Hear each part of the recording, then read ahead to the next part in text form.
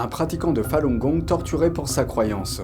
L'une des nombreuses victimes de la persécution du Falun Gong témoigne. Zhou Fengguo a survécu à l'un des plus hauts niveaux de violence en Chine. Des méthodes employées par le gouvernement chinois pour réprimer ceux qui placent leur conscience en dehors de l'idéologie communiste. Qu'en pensez-vous? Faites-le nous savoir ci-dessous et abonnez-vous si vous souhaitez suivre nos vidéos.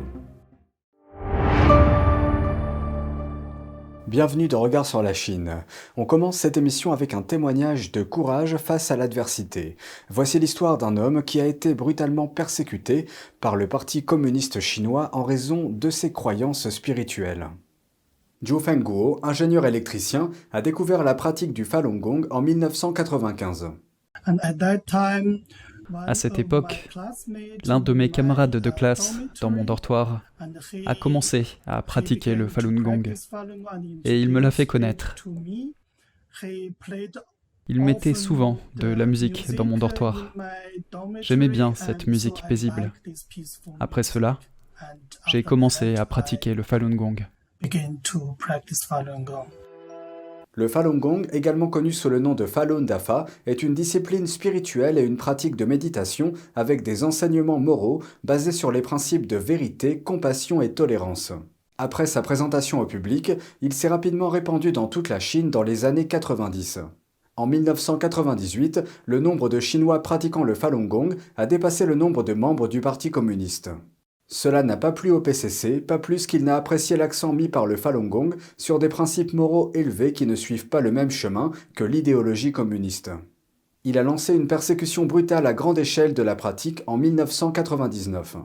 Peu après, Zhou Fengguo a été arrêté pour avoir pratiqué dans un parc. Il a été emprisonné dans un camp de travail pendant 2 ans et demi. Guo a subi diverses formes de torture pendant son séjour dans le camp. Le policier nous a torturés avec une matraque électrique pendant 5 heures.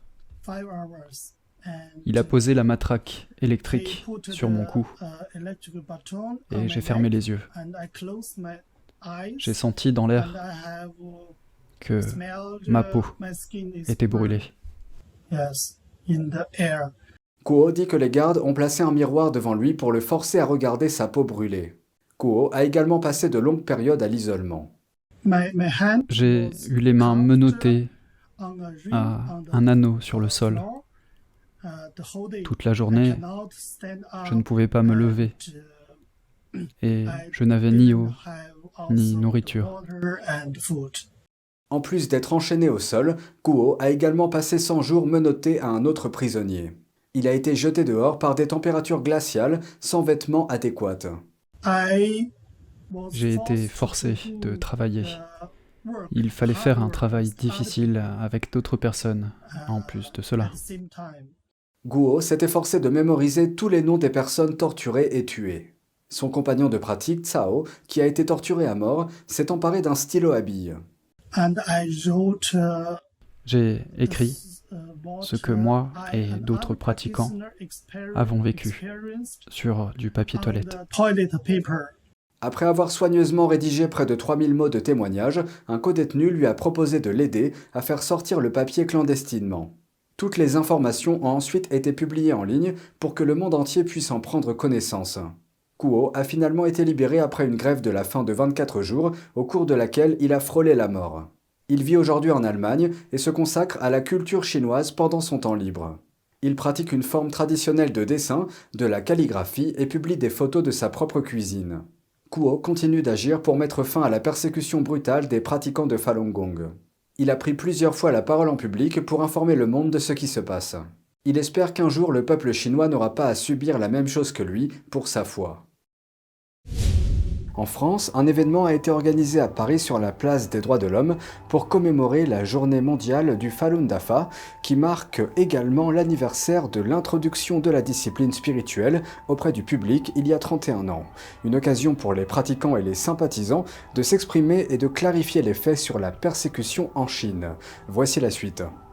Le 13 mai de cette année marque le 31e anniversaire de la présentation du Falun Dafa au public en 1992 et le 72e anniversaire de M. Li Hongzhi, le fondateur de cette méthode, qui est pratiquée dans plus de 110 pays à travers le monde. Le Falun Dafa s'est fait connaître à travers le monde par le seul bouche à oreille. La Chine comptait environ 100 millions de pratiquants avant que le régime ne lance une campagne visant à éradiquer cette pratique de l'école de Bouddha, dont les racines sont en réalité très anciennes. Elles remontent à des millénaires. À Paris, sur la place des droits de l'homme, on pouvait voir des pratiquants faire une démonstration des exercices et sensibiliser le public à la persécution en Chine. Des passants ont partagé leur impression après avoir assisté à cette scène peu commune dans la vie de tous les jours. Moi je trouve qu'on ressent vraiment la bienveillance et l'authenticité et ça fait plaisir de voir des gens qui acceptent leur croyances comme ça devant tout le monde. Je trouve ça assez beau et émouvant.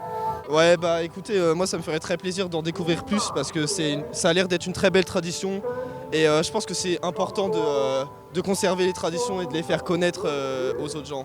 Ah oui, je trouve que c'est une très bonne valeur. Voilà, donc authenticité, il faut toujours être soi-même, c'est très important. Bienveillance, il faut toujours surveiller sur les personnes qu'on aime, qu'on a de proches, nos amis, notre famille. Et patience, c'est ce que je travaille tous les jours, on essaye de travailler parce qu'avoir de la patience, je trouve que quand on a de la patience, c'est un autre niveau de sagesse. En près de 24 ans de persécutions violentes, un nombre incalculable de pratiquants de Falun Gong ont été tués par la torture, l'esclavage et le prélèvement forcé d'organes. Malgré cette répression, les survivants en Chine continentale résistent et affirment que la cruauté du régime communiste ne pourra pas les faire plier. En Chine, les jeunes demandeurs d'emploi ont du mal à trouver du travail. Nombre d'entre eux disent qu'ils ont atteint leur point de rupture. Ces difficultés du marché du travail chinois se font entendre quelques mois après que la Chine a levé ses restrictions strictes liées à la pandémie et rouvert ses frontières. Voici la suite. J'ai passé près de 50 entretiens après avoir obtenu mon diplôme. Certains n'étaient que des stages. Les employeurs ne voulaient rien payer. J'ai obtenu mon diplôme en juin 2022. De juin dernier à ce mois d'avril, je n'ai pas reçu une seule offre d'emploi. Les mesures de contrôle de la pandémie prises par Pékin et la répression du domaine privé pèsent sur la deuxième économie mondiale. Les emplois se raréfient, en particulier pour les jeunes Chinois. En mars, le taux de chômage des 16-24 ans a atteint environ 20%, soit le deuxième taux le plus élevé jamais enregistré. Le pic a été atteint en juillet de l'année dernière. Dans une vidéo publiée sur les réseaux sociaux, une jeune femme raconte qu'un de ses amis a obtenu un master à Berkeley, mais qu'il n'a pas pu trouver d'emploi en Chine depuis 4 mois. Elle ajoute qu'un autre de ses amis cherchait à embaucher un barista pour son café. Il lui a proposé moins de 800 € par mois pour des semaines de travail de 6 jours. Plus d'une douzaine de candidatures ont été reçues le premier jour où le poste a été affiché. Tous les candidats étaient diplômés de l'enseignement supérieur. 30% d'entre eux avaient étudié à l'étranger. Les autorités rejettent la responsabilité sur les diplômés sans emploi, les incitant à mettre de côté leurs aspirations professionnelles et à accepter des emplois peu qualifiés. Mais les parents sont réticents compte tenu du coût élevé de l'enseignement supérieur. Dans le même temps, les jeunes adultes désabusés perdent confiance. Je suis arrivée dans cette usine d'électronique après avoir obtenu mon diplôme il y a 1 mois et demi. Mon travail consiste simplement à enfoncer des vis. Je doute souvent que cela vaille la peine de venir ici. J'ai essayé 5000 sociétés, mais je n'ai obtenu que quelques entretiens. Les licenciements et les entretiens ratés m'ont poussé à l'abnégation et ont sapé ma motivation. La pression que je subissais m'empêchait de dormir. Cette année, la période de remise des diplômes approchant à grands pas, plus de 10 millions d'étudiants entrent sur le marché du travail chinois. À ce chiffre s'ajoute 1 million de diplômés à l'étranger qui rentrent au pays pour y trouver des débouchés. C'est tout pour aujourd'hui, merci d'avoir suivi Regard sur la Chine. On se retrouve demain pour une nouvelle émission. Prenez soin de vous et à bientôt.